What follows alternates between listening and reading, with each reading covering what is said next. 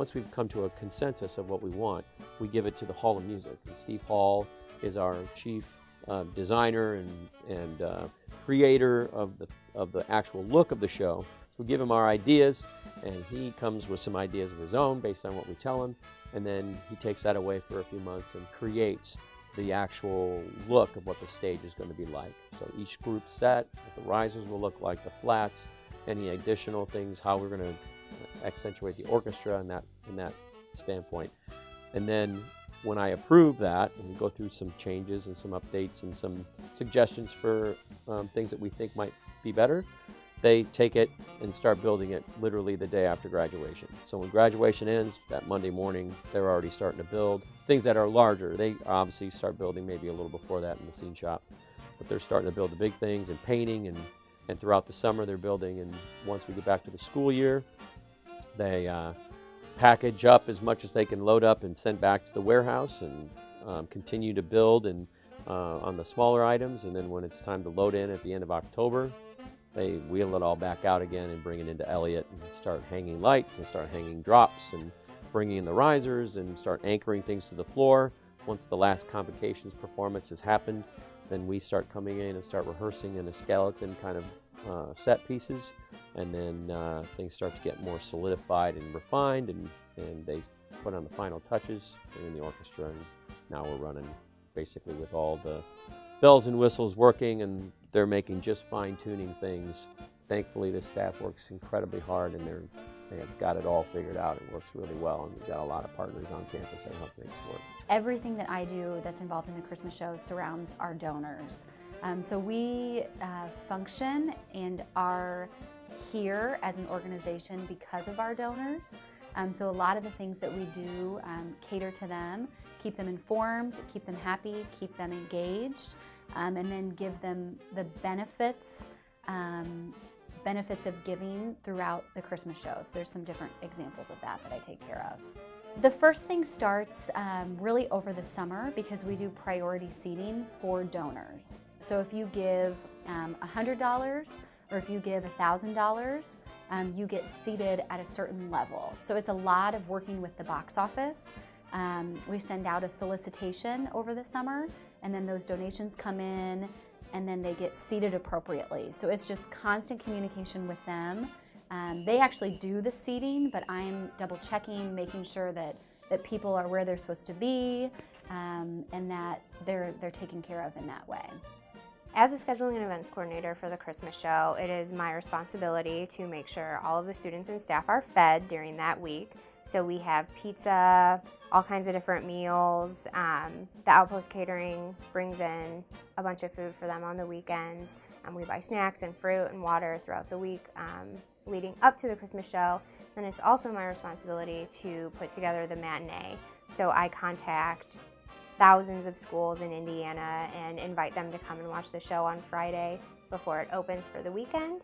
And we make the seating chart up here and schedule all of the bus parking and work with Purdue police and just make sure everything goes smoothly for the matinee on Friday. I am in charge of all of the advertising for the Christmas show. So we do a lot of advertising that some folks don't know about until they are driving down the interstate and they see a big billboard that says Purdue Christmas Show.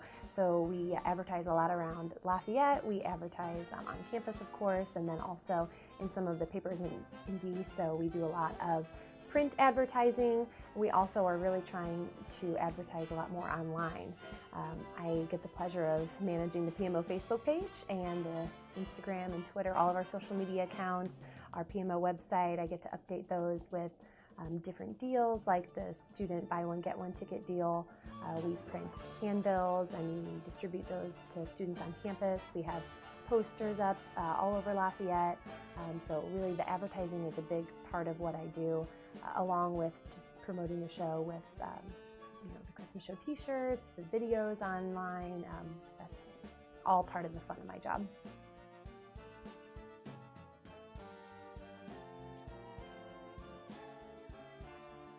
Well, after the design's done, basically the designer's role is sort of like herding cats. You just got to keep after all these different things to make sure that they get done.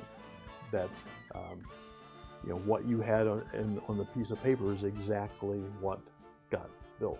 I mean, for example, just very timely, I found out this morning as we were putting things together in the set that, part of this thing wasn't built right. So it didn't go together. It was like, well, now what do we have to do? Because now, we're sitting 2 weeks from the start of the show with a piece of the set that doesn't work because it was built wrong.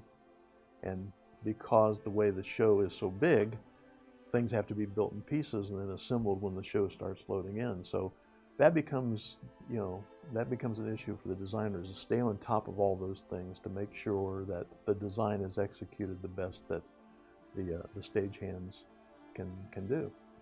And that in the end, that process will continue right up through the very last rehearsal, the last dress rehearsal we have before we have that matinee show on Friday for the kids. You keep at it, keep plugging at it to try to deal with all these issues until the show happens. So in about mid-September, we'll unveil the show. They get us all in the class of 1950 lecture hall, and they go through every song, and we get our music for the cantata, and our rehearsals for the cantata, the second act of the show, start right away that next day.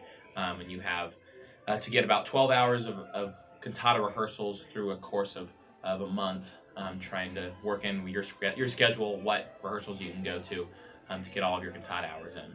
Once we hit, and then late October, early November, we'll start in our own individual ensemble rehearsals. We'll start getting the music for what our ensembles are going to be singing. Each ensemble sings 2 or 3 songs within the show themselves, and then we all come together for the opener and closer. The opener and the closer, we kind of combat and do ourselves when about 3 or 4 weeks before the show starts in the middle of November. We all get together and learn the choreography. We polish and clean the choreography, and then we come back and we're in the Hall of Music every single night for production week, putting the folks from the hall in conjunction with PMO, working it all together. It's not just PMO's show. This is a dual show between the Hall of Music and PMO, and we certainly neither side could do what they do without the other one. And so it's a really cool partnership that we have, and a really great relationship that we can put on the show 83 years in a row and have one of the best facilities in the entire country to perform in. Every student here has put in so many hours of time and energy into preparing their ensemble specific numbers as well as the greater group choreo numbers and the cantata. So every student has put in at least 100 hours of rehearsal. For me personally, as one of the student choreographers, I worked with the other choreographer for the Purduettes on doing one of the songs for the Purduette set. And then I also met with the professional choreographer that PMO hires, Damon Brown, in October alongside the 3 other choreography assistants, and he taught us the choreo that PMO hired him to create, and then we actually taught the rest of the students in PMO. So we got together in the co-rec and we taught them 2 numbers, the opener and the closer, and then we spent the next 2 weeks cleaning that choreo, making sure it was ready to go on stage. We put everyone in their formation, which required us to find out their height and their dance ability, and we put everyone on the risers in a place that we thought would make sense, and we taught them the choreo, and then it was kind of theirs to perfect from that point. When you're dealing with choreography rehearsals, it's just going chunk by chunk, getting people in their particular location and where they'll be on stage within some reason, and then running those numbers and getting them comfortable with what's coming up, getting them singing in that. First thing, it's learning the moves, and then you put the music with it, and then they get better at communicating with their faces, putting all the facial expressions in it and feeling behind it. With regard to the cantata, it's really just getting people comfortable enough with the music that they can start feeling emotionally with it.